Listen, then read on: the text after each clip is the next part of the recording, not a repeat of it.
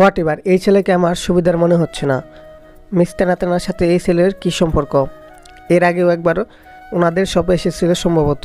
What ever, ভাইয়ের মতো আমারও সতীন আগমন করলো নাকি? শেষের কথাটা কর্ণগোচর হতেই মেহমেদ নিজেই নিজের মাথায় আলতো করে থাপ্পড় মেরে বলল, বেটা তোর সতীন কেন হবে? হোয়াট এভার, ওই পোড়া কপালের ছেলেটার সতীন। কিন্তু এই ছেলেটা কে হতে পারে? উত্তর খুঁজে না পেয়ে মেহমেদ সাজিদের কাছে চলে গেল। সাজিদ কিছু হিসাব নিকাশ করছিল। মেহমেদ ওর কানের কাছে মুখ নিয়ে গিয়ে বলল, ওই সাহায্য বেবি, একটা কথা বলি। এভাবে ডাকার জন্য কবে যে তুই আমার হাতে বেদম কেলানি খাস? সব সময় তুই আমাকে মারার দান্দায় থাকিস, বেয়াদব ছেলে।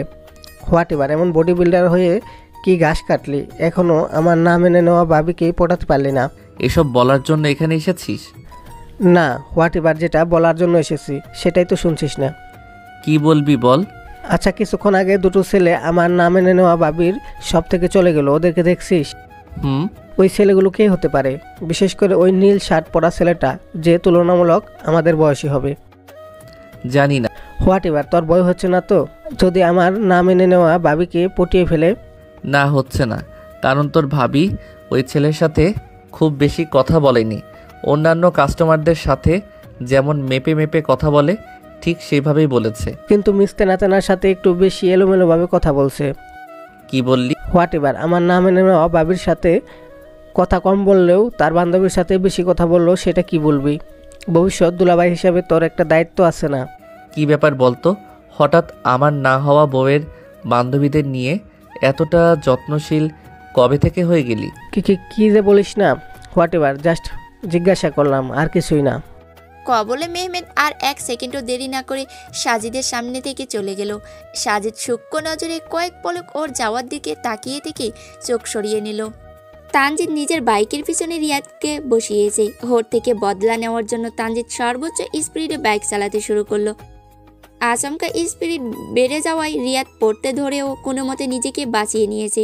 ও শক্ত করে তানজিদের শার্ট খামচে ধরে বলল, আরে ভাইয়া, আমি যে কোনো মুহূর্তে উড়ে যেতে পারি, বাইকের স্পিড কমান। আমার আব্বু আম্মুর একমাত্র ছেলে আমি, আমার ঝগড়িটো হাপুর একমাত্র ছোট ভাই। দয়া করে আমার ওপর রহম করুন। তোমাকে আজ একটু নতুন অভিজ্ঞতার মুখোমুখি করতেছি। চাই না আমি কোনো অভিজ্ঞতা, চাই না। আমি পরীদের মতো উঠতে চাই না, আমার মানুষের মতো হাঁটতে দিন। এত সহজে তোমাকে রেহাই দিচ্ছি না বাসা, আর একটু শিক্ষা দেওয়া অতীব জরুরি। রাইসার সাথে কথা বলা ছোটাচ্ছি। বেচারা রিয়াদ এবার উড়ে যাবার ভয়ে তানজিদকে শক্ত করে জড়িয়ে ধরে বলল, ভাইয়া, আমাদের কিন্তু মানুষ এখন কাপল ভাববে। যদি নিজের সম্মান বাঁচাতে চান তাহলে এক্ষুনি আমাকে নামিয়ে দিন। রিয়াদের আচরণে তানজিদ ভরকে গেল। দ্রুত রাস্তার সাইডে গিয়ে বাইক থামালো। বাইক থামা মাত্রই রিয়াদ তড়াক করে বাইক থেকে নেমে পড়ল। তারপর হাঁ করে প্রকৃতির বাতাস নিজের মধ্যে শুষে নিতে লাগলো। নিজের শরীরটাকে শান্ত করে রিয়াদ অস্ফুট স্বরে বলল, আমার আত্মা অবশেষে জীবিত হলো। এক্ষুনি বেচারা অর্ধেক মৃত হয়েছিল। এতটুকুতেই তোমার দম ফুরিয়ে গেল? বেঁচে যে আছি, উড়ে যে যাইনি, এটাই বেশি। এত দম নিয়ে আমি কি করব? তানজিদ গম্ভীর মুখে ওর দিকে কিছুক্ষণ তাকিয়ে থেকেই নিজের হাত বাড়ালো ওকে অভিবাদন জানানোর জন্য। রিয়াদ হাসি মুখে নিজেও হাত বাড়িয়ে দিল। তানজিদ সর্বোচ্চ শক্তি দিয়ে ওর হাত চেপে ধরল।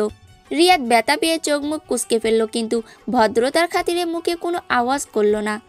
তানজিদ নিজের রাগ মিটিয়ে ওর হাত ছেড়ে দিল। রিয়াদ যেন হাফ ছেড়ে বাঁচল। তানজিদ বাইক চালিয়ে ওর সামনে থেকে চলে গেল।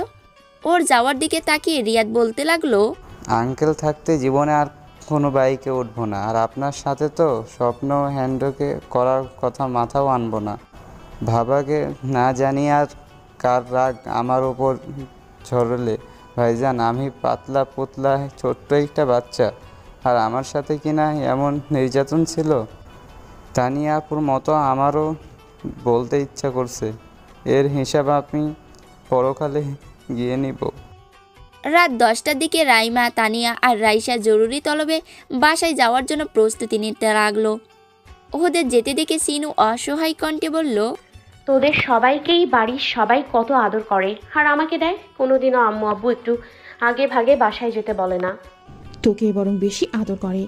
আঙ্কেল আন্টি তোকে কোনো কাজই করতে দেয় না, আর আমাদের থেকে কাজ করিয়ে নেওয়ার জন্য ফোন করে বাসায় ডাকছে। ওর কথা শুনে সিনু সবকটা দাঁত বেরিয়ে আসলো। ওকে হাসতে দেখে রাইমা বলল, ব্যাককেলের মতো না হেসে মনোযোগ দিয়ে সব সামলা, নয়তো তোর পাছা ফাটিয়ে দেব। নিষ্ঠুর বালিকা। একা সামলাতে পারবি নাকি আমাদের সাথে এখনই সব বন্ধ করে বাসায় চলে যাবি? পারবো না মানে অবশ্যই পারবো। আর মারিয়া আর নুসরাত তো আছেই। তোরা সাবধানে বাসায় যা, পৌঁছে আমাকে ফোন দিবি। সাবধানে সাকিস শোনা, একদম ভয় পাস না। আচ্ছা। ওরা তিনজন চলে গেল। সিনু কিছুক্ষণ সেদিকে তাকিয়ে থেকে হঠাৎ সামনে তাকাতেই সাজিদের সাথে ওর চোকাচোকি হয়ে গেল। এতে করে অপ্রস্তুত হয়েও দ্রুত চোখ সরিয়ে নিল, কিন্তু সাজিদ বেহেয়ার মতো তাকিয়েই আছে। সিনু আর একবারও সামনের দিকে না তাকিয়ে শপের কাজ তদারকি করতে লাগলো। সাজিদ বহু কষ্টে নিজের চোখ সিনুর থেকে সরিয়ে নিয়ে কাজ করতে লাগলো। টেবিলে টেবিলে গিয়ে দেখলো স্টাফরা ঠিকমতো কাস্টমারদের অর্ডার সরবরাহ করছে কিনা। আস্তে আস্তে সব ফাঁকা হতে লাগলো। মেহমেদ কিছুক্ষণ আগেই বাসায় চলে গেছে। প্রায় ও এমন করে। আজ নাকি প্রচণ্ড লঙ্কা দিয়ে ভাত খেতে ইচ্ছা করছিল, তাই তাড়াতাড়ি চলে গেছে। ভাইয়ের এসব বাচ্চামো সাজিদ হাসিমুখী মেনে নেয়। বড্ড আদরের ভাই বলে কথা কি না। সব যখন অনেকটাই ফাঁকা হয়ে গেল, সাজিদ তখন স্টাফদেরকে ছুটি দিয়ে দিল। সবাই চলে যাওয়ার পর সাজিদ নিজেও বাসার উদ্দেশ্যে যাওয়ার জন্য প্রস্তুত হতে লাগলো।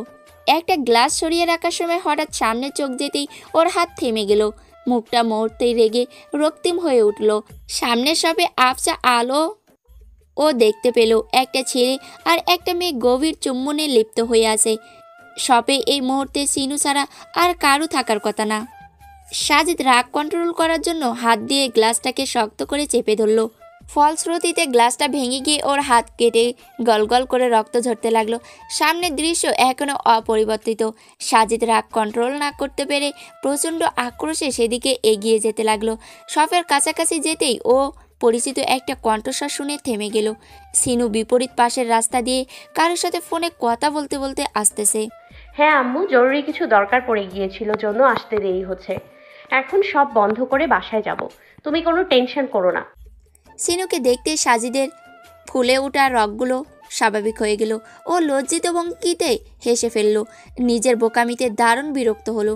সিনু ফাঁকা রাস্তা দেখে ছোট বাচ্চাদের মতো ঝাঁপাতে ঝাঁপাতে এগিয়ে আসতে লাগলো। সাজিদ ওর দিকে পলকহীনভাবে তাকিয়ে আছে। সাজিদের দিকে চোখ পড়তেই সিনু ঝাঁপাঝাঁপি বাদ দিয়ে ভদ্রভাবে হাঁটতে লাগলো। আপনার হাতের কি হয়েছে? আপনার হাতের কি হয়েছে মিস্টার প্রতিদ্বন্দ্বী ওরফে শত্রু সাহেব? প্রচণ্ড রেগে থাকায় এবং পরবর্তীতে সিনুর ঘরে চলে যাওয়ার দারুণ সাজিদ নিজের হাতের প্রতি খেয়ালই করেনি। হো অপ্রস্তুত হেসে বলল, গ্লাস ভেঙে আমার হাতে ঢুকে গিয়েছে। সে কি? তাহলে এখনো ব্র্যান্ড এইড করেনি কেন? আপনার ব্যথা হচ্ছে না? ব্যথা তো তখনও হয়েছিল যখন ওই মেয়েটার সাথে তোমাকে গুলিয়ে ফেলেছিলাম। এত রাতে ডাক্তার কোথায় পাবো? তাহলে আসুন আমার সাথে, আমি ব্যান্ডেজ করে দিচ্ছি। শত্রু হলেও আপনি আমাকে সাহায্য করেছিলেন, আজ আমার পালা। সাজিদ মনে মনে বলল, শত্রুর আলাপ বাদ দাও। তোমার শত্রুর আমি কাঁথা পড়ি। নিজের না হওয়া স্বামীর সেবা যত্ন তুমি করবে না তো কি পাশের বাসার আন্টি করবে? বেয়াক্কেল মেয়ে। সাজিদ লাজুক হেসে সিনুর পিছন পিছন যেতে লাগলো। শপের ভিতরে ঢুকতেই সিনুর চোখ ছানাবড়া হয়ে গেল। বিরক্তিতে চোখ মুখ ছুঁয়ে গেল। ও অত্যন্ত কর্কশ কণ্ঠে বলে উঠল, আস্তাগফিরুল্লাহ, ছি মারিয়া, এসব কি হচ্ছে? সিনু চিৎকারে মারিয়া আর ছেলেটা ধর পড়িয়ে একে অপরের থেকে ছিটকে গেল। দুজনেই বেশ বিব্রত হয়েছে বলে মনে হচ্ছে। সিনু পুনরায় বলে উঠল, এসব হারাম রিলেশনে জড়াতে তোমার ভয় করেনি? পাপের কথা না হয় পরে বলি, নিজের সম্মান অন্তত রক্ষা করার কথা ভাবা উচিত ছিল তোমার। পাবলিক প্লেসে এসব জিনা করতে একটু লজ্জা করেনি? জিনা এর শাস্তি কতটা ভয়াবহ তুমি জানো না? ছি, আমি প্রচণ্ড হতাশ। সিনু রাগে গজগজ করতে লাগলো। মারিয়া মাথা নিচু করে দাঁড়িয়ে আছে আর ছেলেটা সিনুর দিকে রাগী দৃষ্টিতে তাকিয়ে আছে। সিনু বড় একটা শ্বাস ফেলে রাগ নিয়ন্ত্রণে এনে কণ্ঠটা নরম করে বলল, মারিয়া, খারাপ ভেবো না আমাকে, আমি তোমার ভালোর জন্যই বলতেছি। এতে আমার কোনো স্বার্থ নেই, বরং এখানে তোমার স্বার্থ জড়িত। সময় থাকতে এসব হারাম সম্পর্ক থেকে বেরিয়ে আসো। আফওয়ান আপু, বুঝতে পেরেছি। বুঝতে পেরেছি মানে? এই মেয়ের আজগুবি কথা শুনে তুমি আমার সাথে সম্পর্ক ভাঙবে, এই তোমার ভালোবাসা? আর এটা আপনার ভালোবাসা? যদি সত্যিকার অর্থে ভালোবাসতে তাহলে বিয়ের আগেই অন্তরঙ্গ হওয়ার কথা মাথাতে আনতেন না। আমার প্রেমিকার সাথে আমি যা ইচ্ছা তাই করব, তাতে তোর কি? ভাষা ঠিক করে কথা বলুন, নয়তো এমন কিছু করব যেটা আপনাকে লজ্জায় ফেলে দিবে। সাজিদের দিকে এক পলক তাকিয়ে ছেলেটা তাচ্ছিল্যের হাসি হেসে সিনুকে ব্যঙ্গ করে বলল, এত যে জ্ঞান দিচ্ছিস, তাহলে এত রাতে একটা ছেলেকে ধরে এনেছিস কেন? নিজের চরিত্র খুব ভালো। সাজিদের রাগে শিরা উপশিরা দপদপ করে জ্বলে উঠল। ও চোখ বন্ধ করে হাত মুষ্টিবদ্ধ করে রাগ সংবরণ করার চেষ্টা করতে লাগলো। সিনুর মেজাজ খারাপ হলেও ভদ্রভাবে উত্তর দিল, পাশের শপের একজন হাত কেটে যন্ত্রণা পাচ্ছে, তাকে সাহায্য করা আমার একান্ত কর্তব্য। অন্যের বিপদে তাকে সহায়তা করা মানবীয় গুণ। তাছাড়াও মারিয়া আর নুসরাত শপে উপস্থিত আছে, জন্যই আমি ওনাকে নিয়ে এসেছি, নয়তো আমি একা থাকলে কখনোই নিয়ে আসতাম না। ওনাকে অন্যভাবে সাহায্য করার কথা চিন্তা করতাম। মারিয়া এবার ক্ষুব্ধ চাউনিতে তুষের দিকে তাকিয়ে সিনুকে উদ্দেশ্য করে বলল, আপু, আপনাকে এত কৈফিয়ত দিতে হবে না এই বেয়াদবকে। আপনার প্রতি আমি কৃতজ্ঞ। এর আসল রূপ আজ আমি দেখতে পারলাম। যে একটা মেয়েকে সম্মান দিয়ে কথা বলতে পারে না, সে আমাকে কিভাবে সুখে রাখবে? ভবিষ্যতে যে আমাকে বিয়ে করবে তার গ্যারান্টি কি? তুষ ক্ষিপ্ত হয়ে মারিয়ার দিকে এগিয়ে গিয়ে ওর গায়ে হাত তুলতে ধরতে সাজিদ এসে ওর হাত ধরে ফেলল। তারপর অত্যন্ত গম্ভীর কণ্ঠে বলল, অনেক সহ্য করেছি তোর অধ্যত, আর না। তোর সাহস তো কম না? এই মেয়েকে মারার অধিকার আমার আছে, তুই বাধা দেওয়ার কে? বলে ও সাজিদকে মারতে ধরলে সাজিদ ওর নাক বরাবর একটা ঘুষি মারল, যার দরুন ওর নাক দিয়ে রক্ত ঝরতে লাগলো। তুষ ওর নাক চেপে ব্যথায় কাতরাতে লাগলো। সাজিদ গর্জে উঠে বলল, 1 সেকেন্ডের মধ্যে বেরিয়ে যাবি, নয়তো আরও ঘুষি তোর মুখে পরপর পড়বে। আর মারিয়ার থেকে 1 কিলোমিটার হাত দূরে থাকবি, নয়তো তোর মুখের মানচিত্র বদলে দিব। বেরিয়ে যা। তুষ সবার দিকে ক্ষুব্ধ চাউনিতে কয়েক পলক তাকিয়ে থেকে বেরিয়ে গেল। ও চলে যেতেই মারিয়া চেয়ারে ধপ করে বসে কাঁদতে লাগলো। সিনু ওর পিঠে হাত রেখে শান্ত স্বরে বলল, হয়েছে, শান্ত হও। দেখলে তো হারাম কাজে লিপ্ত থাকার ফল। কখনো আর এসব কাজে নিজেকে জড়িও না। অযথা পাপের পাল্লা ভারী করার কোনো প্রয়োজন নেই। আল্লাহ তোমার জন্য যাকে ঠিক করে রেখেছেন, সঠিক সময় হলে সে আপনা আপনি তোমার কাছে চলে আসবে। অযথা হারাম রিলেশনে জড়িয়ে পাপ বাড়ানোর দরকার নেই। বলে ও সাজিদের দিকে তাকিয়ে শুকনো হাসল। সাজিদ এতক্ষণ ওর দিকেই তাকিয়েছিল।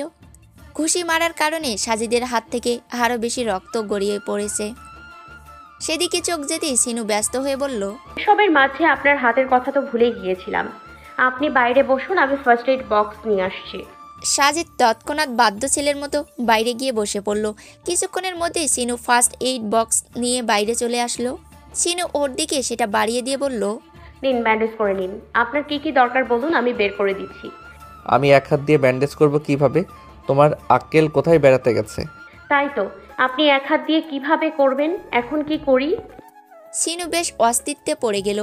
হঠাৎ সামনে তাকাতেই ও অবাক হয়ে কাউকে উদ্দেশ্য করে বলল, আরে বল্টু, এত রাতে বাইরে কি করছিস? 10 বছরের ছেলেটা সিনুর দিকে তাকিয়ে বলল, আপু, ঘুম আসছিল না, তাই ভাবলাম একটু বাহির থেকে মনটা শীতল করে নিয়ে আসি। বল্টুর বাড়ি সিনুদের শপের সাথেই। সবার সাথেই ওর ভালো সম্পর্ক। সাজিদের দিকে চোখ যেতেই ও ভ্রু কুঁচকে বলল, ভাইয়া, তুমি এখানে কি করছো?